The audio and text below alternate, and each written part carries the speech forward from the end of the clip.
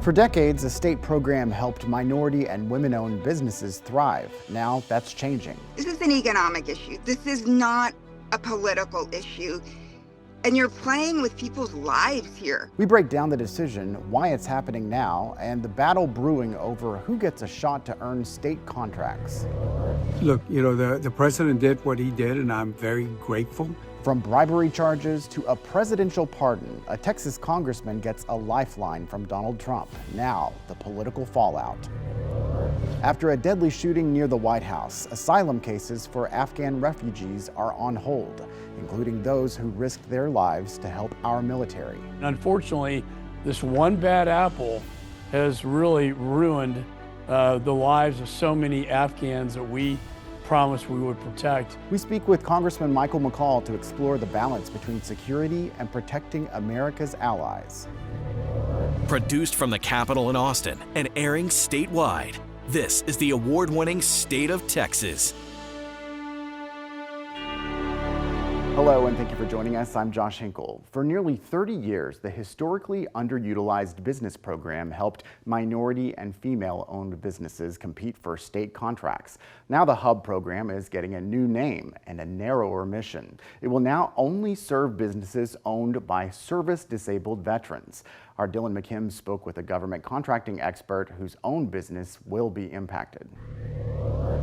Yesterday was quite an emotional roller coaster. Julie Irvin Hartman lost a lot of sleep after the controller said in October it was freezing new HUB certifications. Then came Tuesday. At 11 a.m., she received an email that her company was approved for HUB recertification. But 4 hours later, she was told the rules have changed. Businesses that were certified in the past based on their owner's race, ethnicity, or gender will no longer qualify. It's so disappointing because this is an economic issue.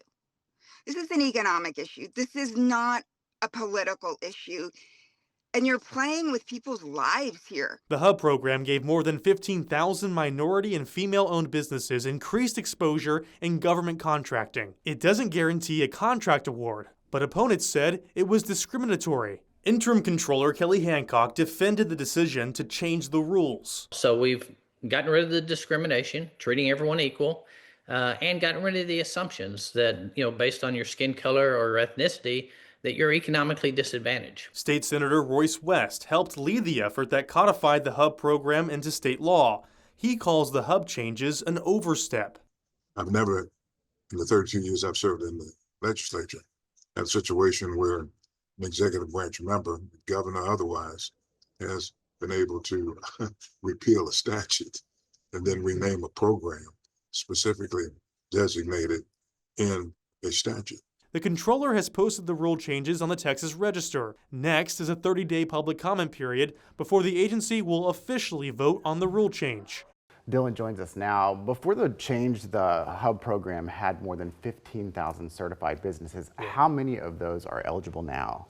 Well, so we're getting that 15,000 number from the semi-annual report from this past fiscal year. So this was released in May when Glenn Hagar was still at the helm of the Texas Controller's Office.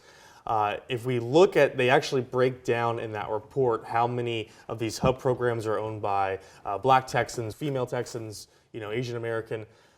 What we saw here for the disabled service veterans, it was only about 480 or so just less than 500. So out of the 15,700 HUB certified programs, only about 500 of those are actually still eligible under this new Vet Hub program.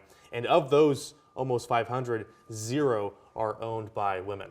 So let's rewind just a little bit. How did this get started? Why is the state changing the rules right now?